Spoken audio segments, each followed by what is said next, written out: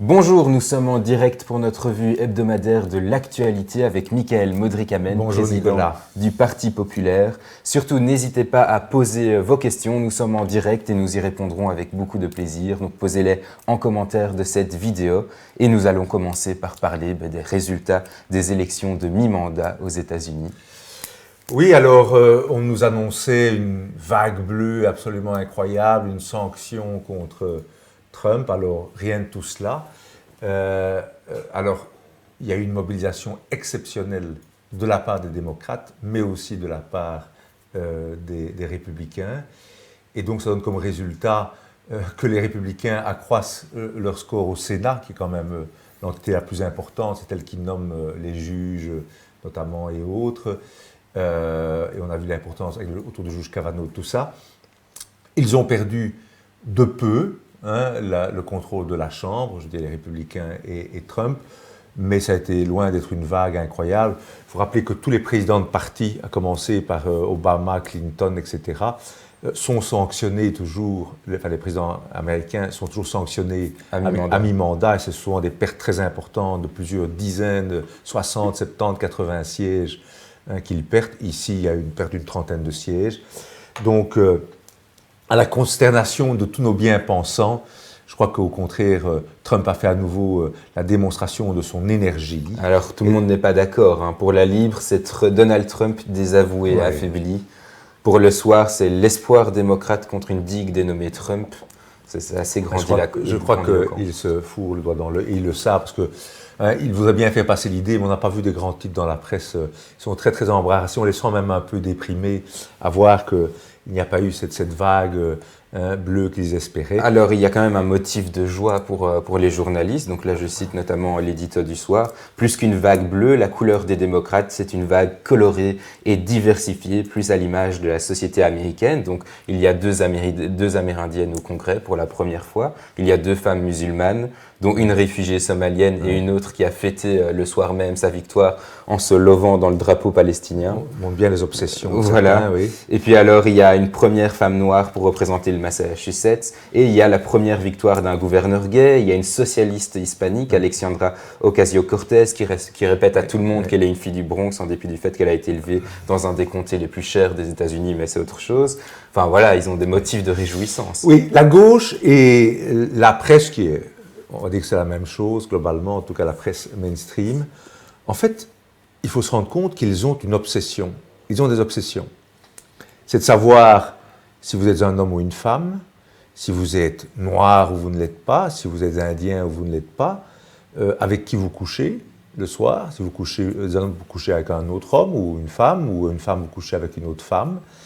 Vous savez, les gens normaux, lorsqu'ils voient un homme et une femme en politique, ils se posent la question de leur valeur, de quelle politique va être menée, vers quoi va-t-on.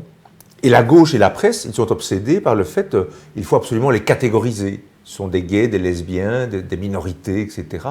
Il y a une obsession chez ces gens à diviser les gens en catégories, ou en classe, etc. Donc ça se vit dans... Et ensuite qualifier le peuple de raciste, de misogyne, d'homophobe, de sexiste. Alors que le peuple ordinaire, lorsqu'il rencontre quelqu'un, il ne se pose pas la question avec qui il couche. Est-ce qu'on ne voit pas d'abord comme un noir ou comme un... Je veux dire, on voit avant tout comme un autre être humain avec ses spécificités. Mais il n'y a pas ce besoin de genrer, de catégoriser, c'est hallucinant de voir cette obsession de pointateur.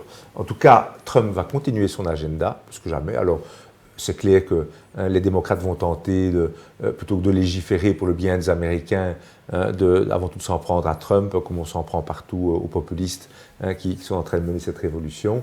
Mais bon, voilà, c'est encore de nouveau une défaite majeure de l'establishment après celle de Bolsonaro il y a 15 jours. On ne peut qu'en tout cas se réjouir globalement de ce qui s'est passé aux États-Unis. La RTBF ne se réjouit pas, on se souvient. Donc avant-hier, 7 à la 1, c'est l'émission du samedi soir, a publié sur sa page Facebook une petite capsule vidéo documentaire à la frontière mexicaine où ils interviewent des familles qui sont déchirées par ce mur que Trump veut élargir. Et notamment, à un moment, ils interviewent un monsieur qui déclare être né aux États-Unis. On peut montrer ses photos peut-être d'ailleurs. Voilà, et qui en fait a un tatouage 18 ici tatoué. Et on peut laisser la photo à l'écran. Voilà, oui. C'est ça. Et le contexte n'est jamais mis sur ce que signifie ce tatouage, à savoir que les gens qui se tatouent, les latinos qui se tatouent un 18, en général soutiennent le Mara 18, donc un des gangs les plus violents des États-Unis, les plus agressifs. Ils sont dans tous les trafics de stupéfiants, trafic d'armes, de faux papiers, bien évidemment. 60% de leurs membres sont des immigrés clandestins. Je veux dire, cet homme qui pleure devant la caméra est probablement fait partie du problème. Si des millions de personnes ont porté Trump au pouvoir, un homme qui voulait fermer la frontière mexicaine, c'est notamment à cause de cette culture de la criminalité et il n'y a pas un mot des journalistes là-dessus. Donc c'est ça la désinformation de la RTBF. Je le répète toujours, nous fermerons la RTBF. Je crois qu'ils ont atteint le point de non-retour. Nous n'avons pas à subventionner ces mensonges, ces fake news, cette propagande. Si c'est une télévision écolo, PS, PTB, ils n'ont qu'à le payer pour. Voilà. Nous, Parti populaire, nous payons pour le peuple, le journal Le Peuple. Je dirais bien, s'ils veulent une télévision idéologiquement engagée comme ça, eh bien que ces partis payent ou que les gens qui sont de gauche payent pour cette TV, mais nous, à droite ou les gens ordinaires, on en a assez de cette propagande, d'abord, première chose. Mais voilà, c'est la démonstration de tout est le problème. Ils interviewent sans doute un délinquant, un criminel, alors que justement, Trump ne veut pas que ces délinquants et ces criminels viennent dans le pays et viennent commettre des atrocités. Les Belges savent trop bien ce que c'est justement de laisser des délinquants dans la rue. Souvenons-nous de cette étudiante qui a été étranglée ou tuée dans son appartement parce qu'il y avait un prédateur sexuel à côté de chez elle et personne n'avait vérifié après qu'elle était menacée, effectivement, ses antécédents et sa dangerosité. Regardons encore cette médecin qui a été tuée dans son jogging près de Namur par quelqu'un qui avait déjà des antécédents judiciaires.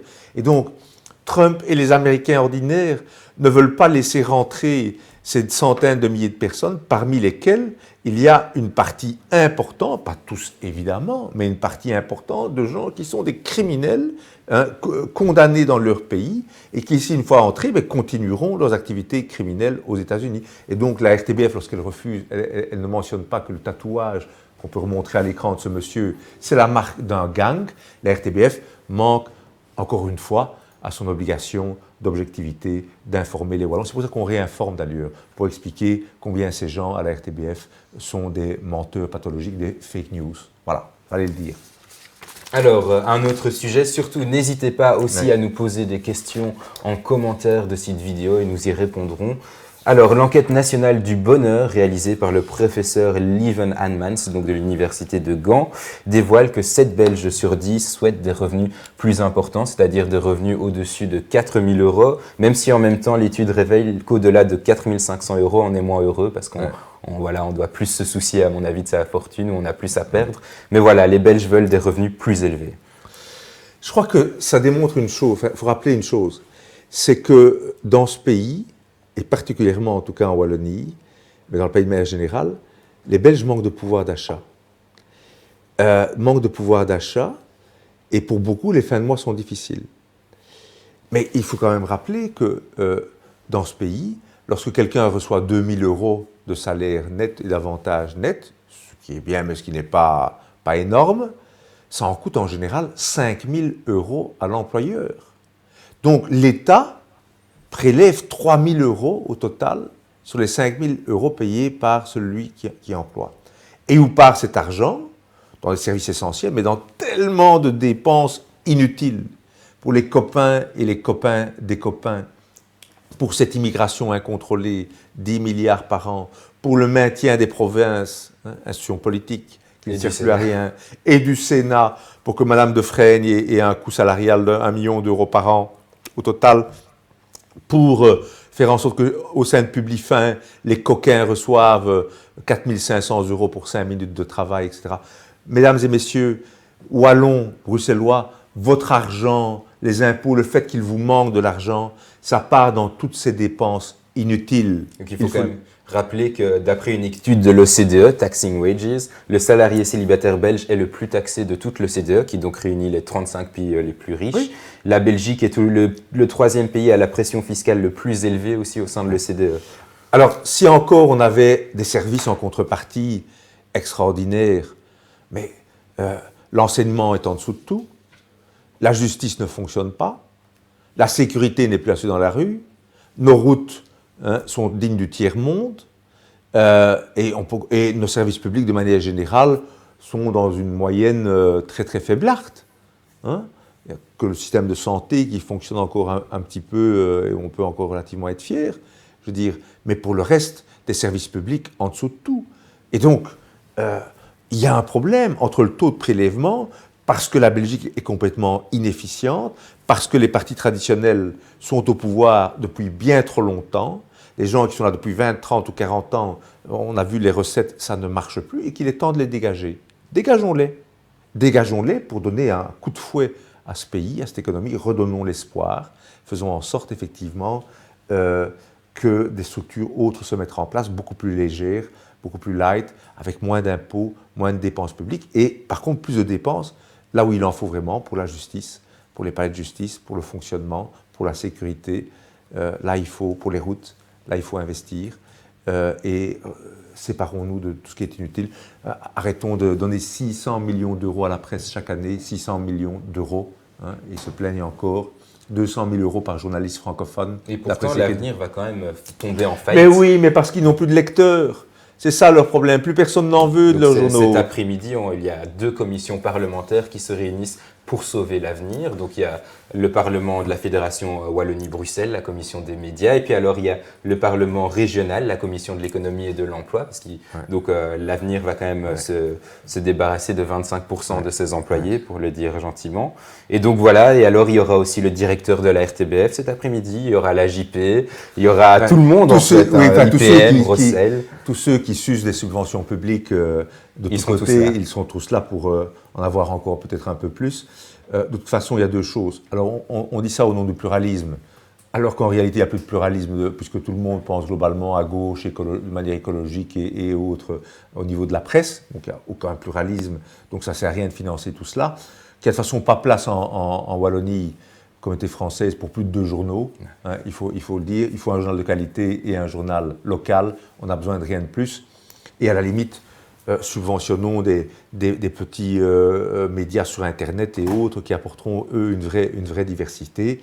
Mais pour le reste, ça ne sert à rien d'avoir 5, 6, 7 titres. Ils disent de toute façon toute la même chose. Je ne mets pas tout le monde dans le même panier. Je redis toujours, Sud Presse, un peu l'ADH, font un effort encore en termes de pluralisme, sont beaucoup plus ouverts par rapport à nos idées, mais je veux dire, à la marge, mais tous les autres, c'est la grande unité de pensée. C'est quand même un bel exemple de corporatisme, je veux dire, un concurrent qui meurt et tout le monde se réunit pour Alors, je le dis, en Wallonie, il y a la place pour 2 journaux, un grand journal national, régional, et de quality, comme on dit, et quelque chose de plus populaire, plus régional, local, et c'est tout.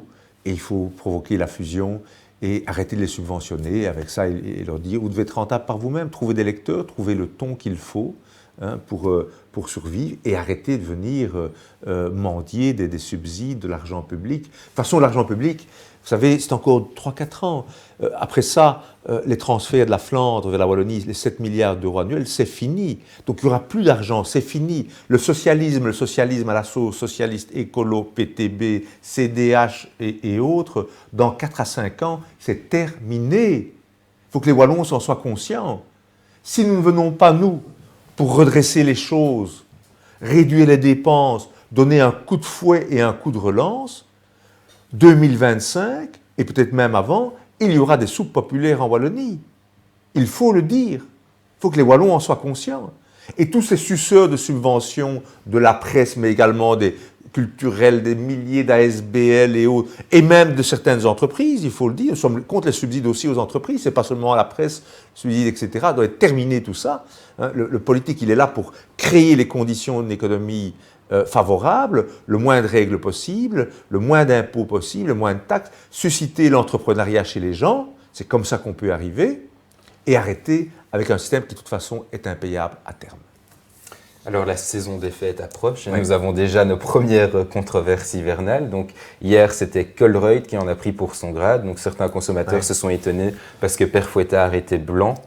Alors avant-hier c'était Theo Franken qui critiquait le choix donc de la ville de Gand, qui a fait un visuel pour annoncer la venue de Saint-Nicolas, Hey Komt. Et sur ce visuel, Saint-Nicolas n'est pas sur un âne, il est sur un tandem, donc il est écolo, c'est bien. Il n'a pas de croix, il est laïque, c'est bien aussi. Et Zwarte Piet est devenu un Witte Piet, il est blanc. J'ai envie de dire, Belges, Européens, réveillez-vous. Combien de temps allez-vous accepter qu'on vous prive de vos repères, de votre histoire, de vos valeurs, de tout ce qui vous a formé? Vous savez, on peut être, on sait, je ne suis pas chrétien, mais néanmoins, la fête de Noël, c'est un repère pour notre société, où en famille, on se retrouve. Comment dire, et c'est de ça, de ces repères qu'on est en train de nous priver, pour faire de nous des êtres interchangeables.